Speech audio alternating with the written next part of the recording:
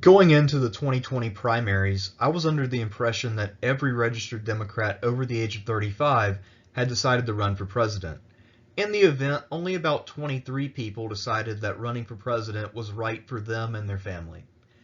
And only 20 of those candidates qualified for the first debate. Because that field was still so large, that debate had to be divided into two parts. Today we're taking a look at the first half of the first Democratic debate, or as I will call it, Debate 1A. I would like to divide my coverage of this debate into three categories, looking at candidates who held ground, candidates who gained ground, and candidates who lost ground. But first, I'd like to make some general observations on the issues at hand and the tone of the debate. One thing that struck me in a positive way was the limited application of identity politics. I thought that it would be more prevalent, but it wasn't.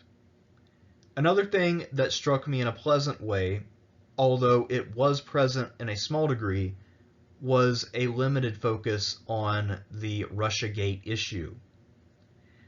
They tried to bring it up, and as soon as I saw Rachel Maddow's face when they relieved the first round of moderators and replaced them with the second round, I knew it would come up. It did not go nearly as far as I thought it would. That's a good thing. The Russiagate narrative is complete nonsense, and we need to move on to real issues. There were several issues that came up, some of which were prompted, others of which were added by candidates.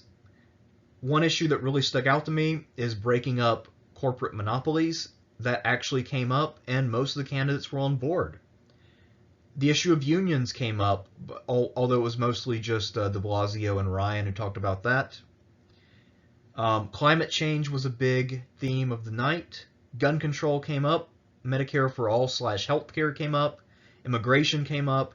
And the problem of defeating Mitch McConnell to get things done came up. Now let's go back to our three categories of Democrats and see how all 10 of them did.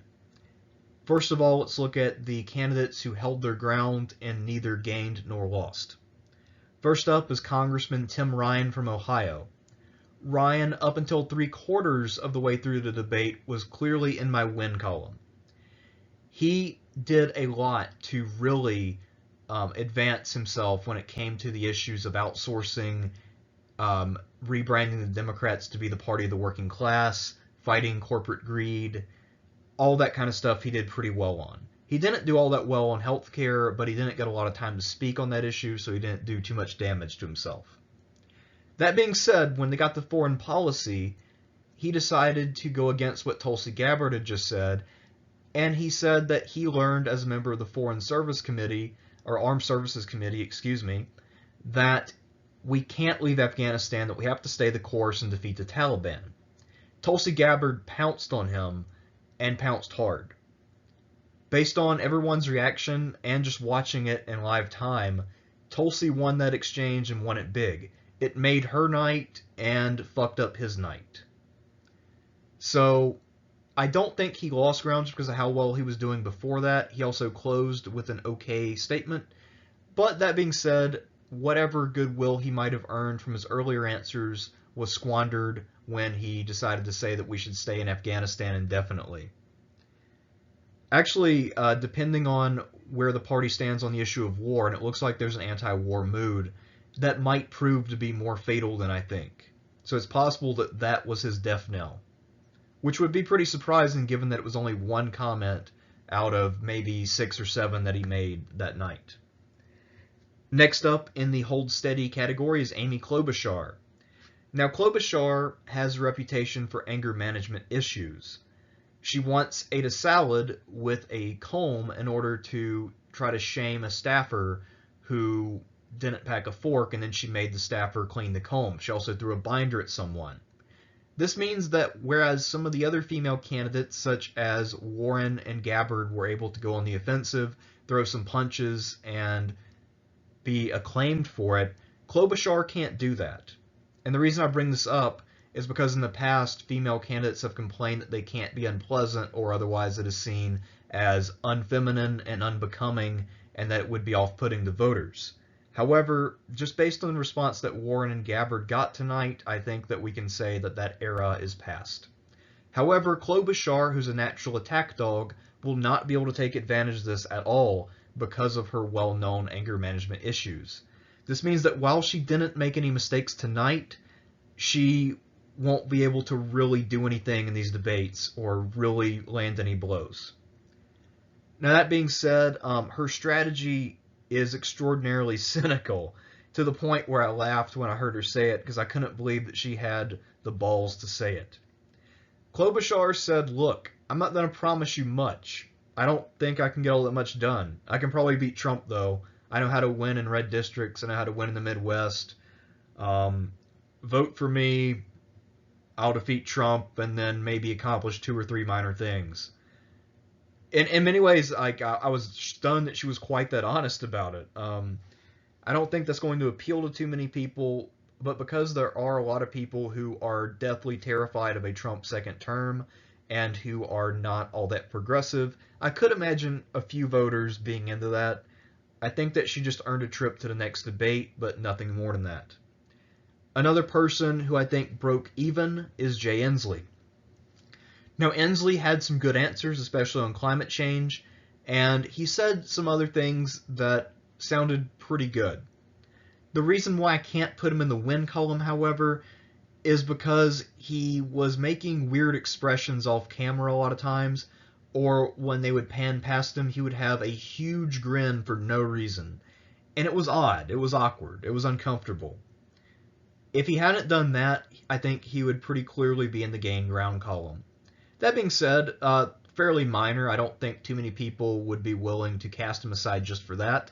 The problem is the field is very crowded, and it's easy to dismiss someone based on one failure when you have so many options.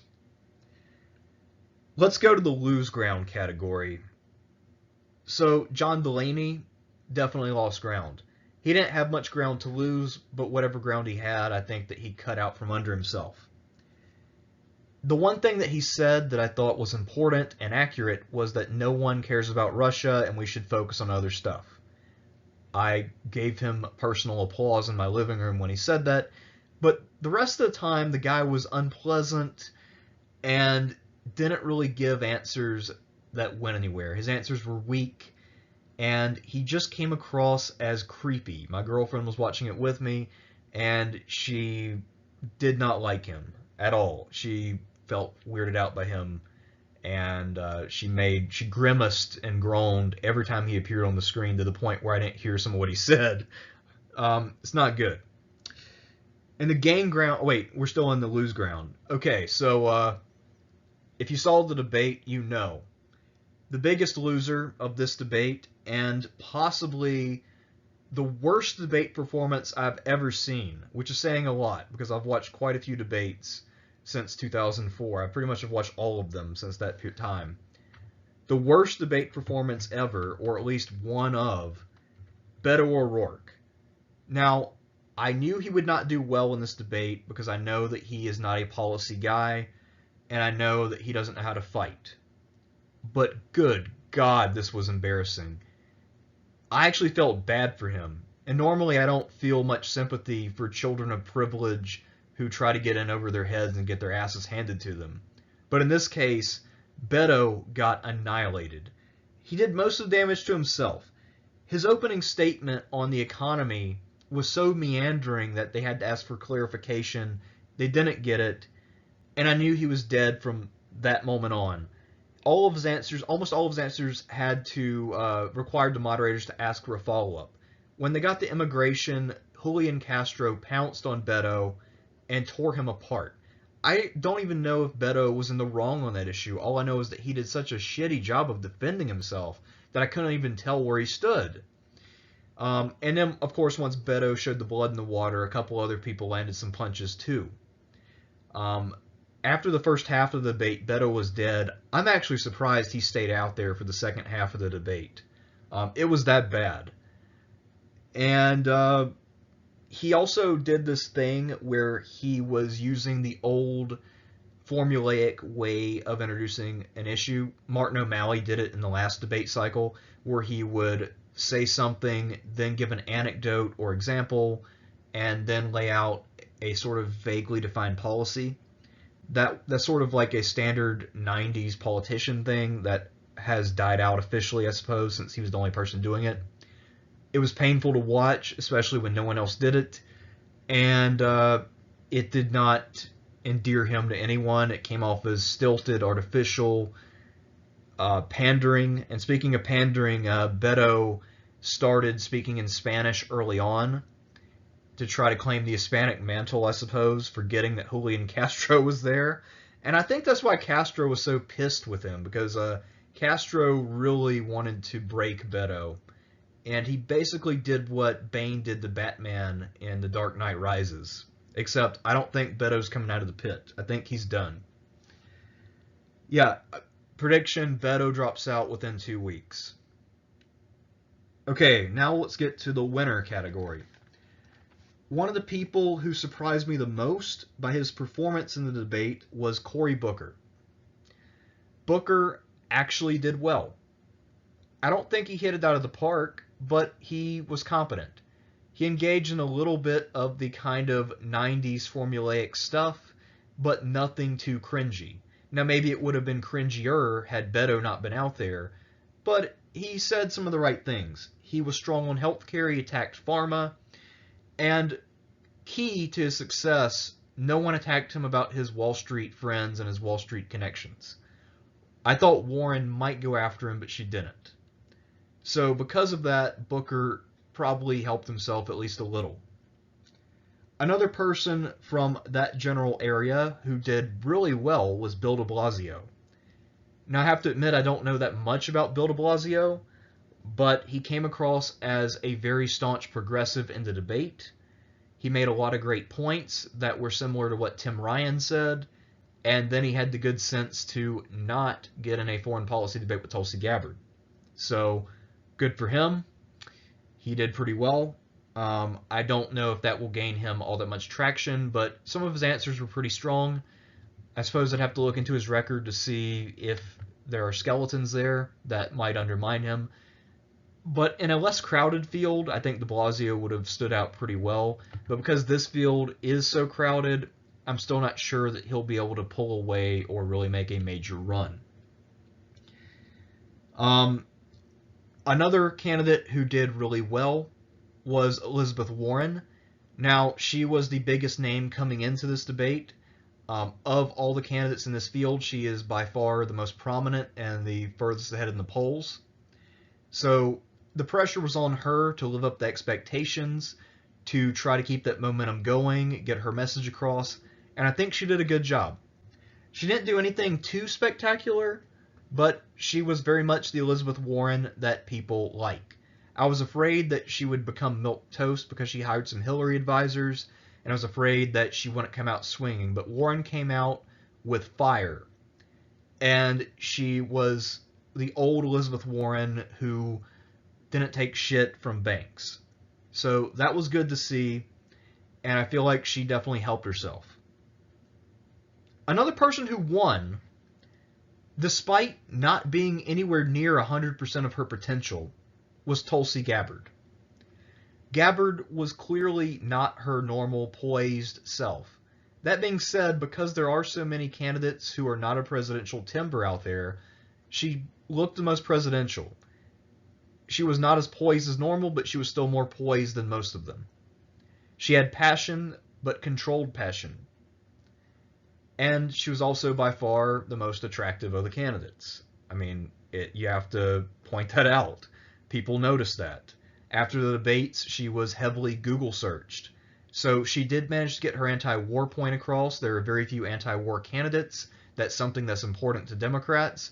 And I think that that is the horse she's going to ride. I'm a little bit skeptical about the strategy since anti-war and/or foreign policy issues tend not to catch fire with voters in terms of their voting priorities.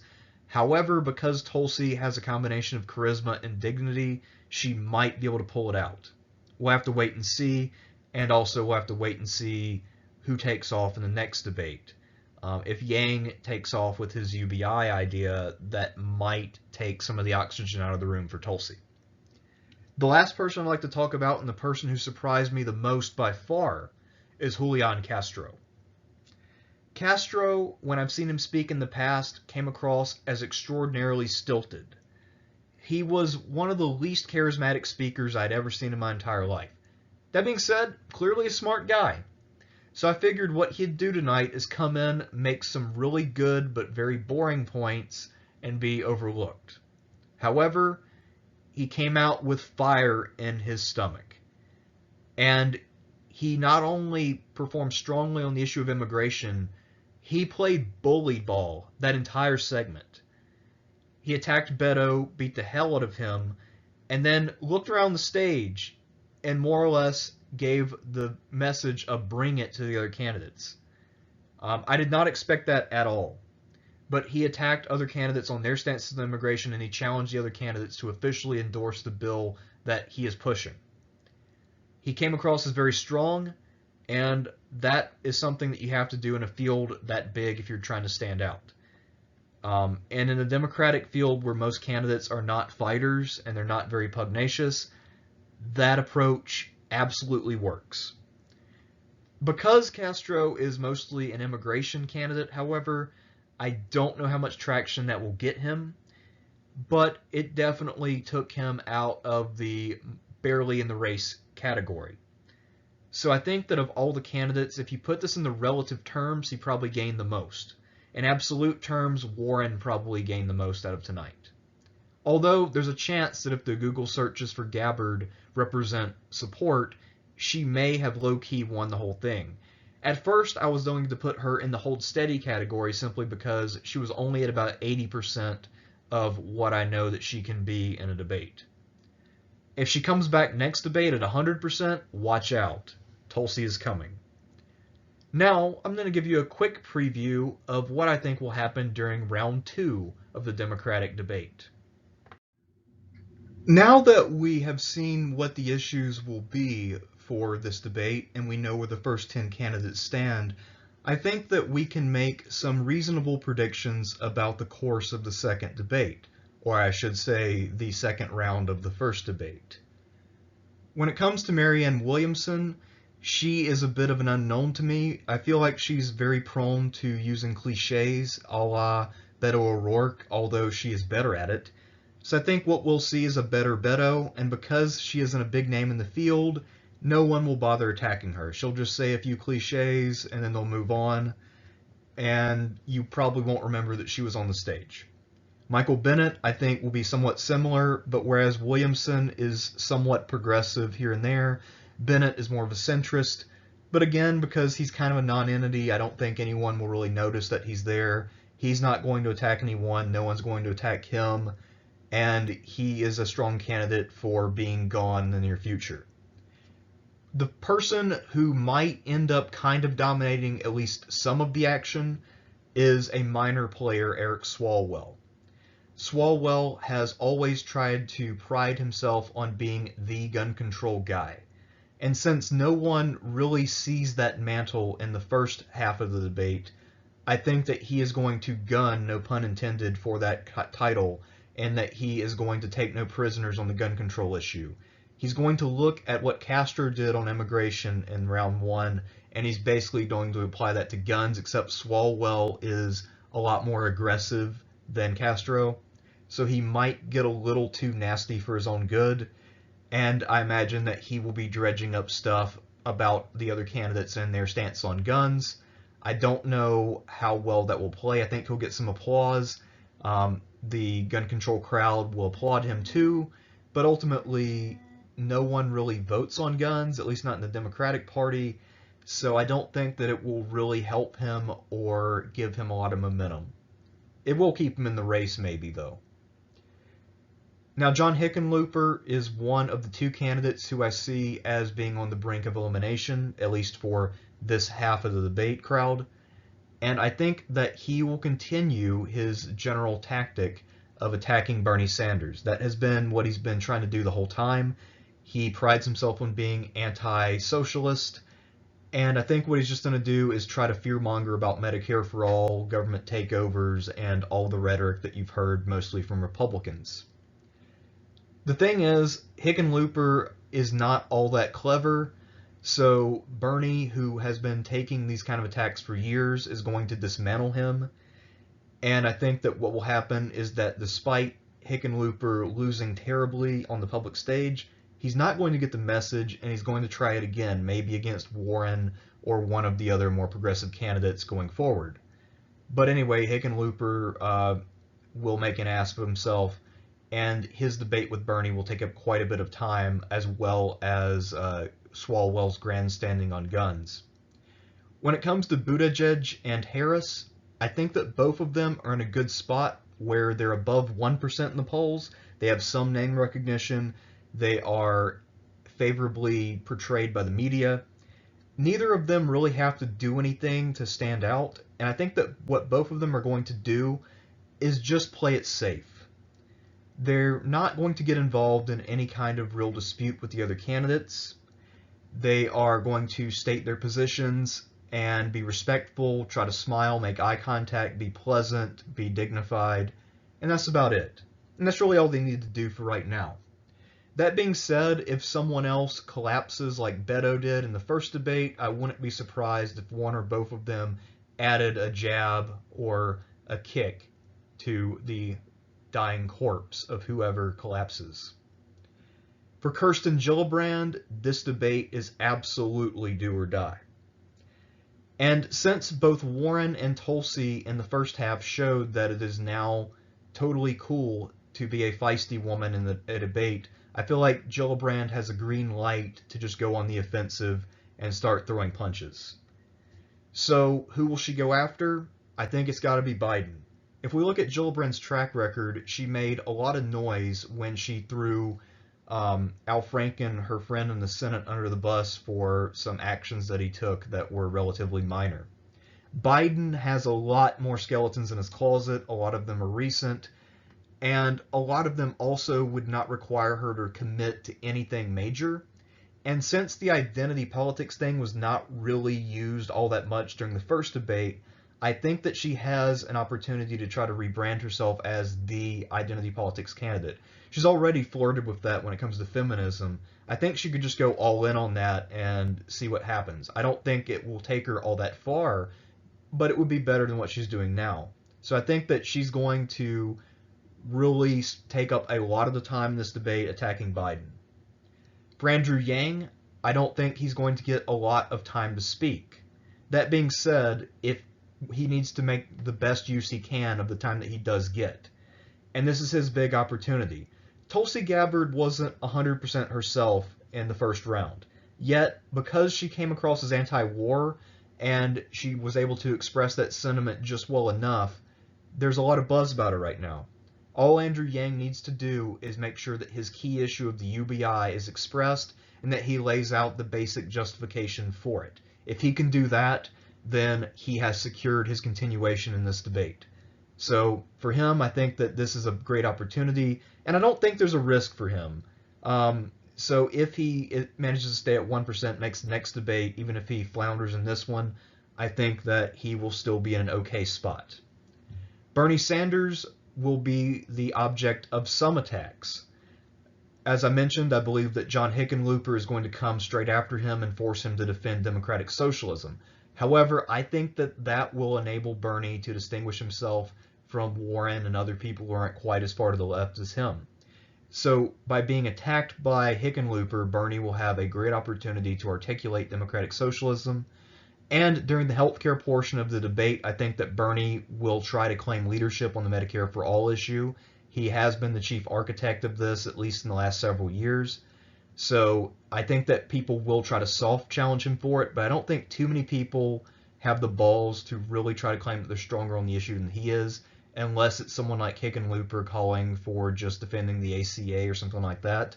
I imagine that this will result in more Hickenlooper versus Bernie punches being thrown. On the issue of fighting corporations, which emerged in the first round, I think that Bernie will have to challenge Warren's leadership on that issue and show that he has the best track record on that. He'll also, of course, talk about unions and the working class and all of that stuff, issues where he has always been the stronger candidate. So now he has challengers for those positions. He'll have to defend himself. So he's got a lot of ground to cover, but Bernie's a very experienced debater, and he has really gotten way better at expressing himself in a relatively succinct fashion. So I think that he'll do just fine, but there is some risk if he were to flounder. When it comes to Joe Biden, he is on the hot seat. I don't think that this debate by itself could kill him by any means. However, he can expect to be attacked, especially by Gillibrand, and maybe by Bernie, maybe by some others. A lot of stuff has come out about him recently, and none of it's good.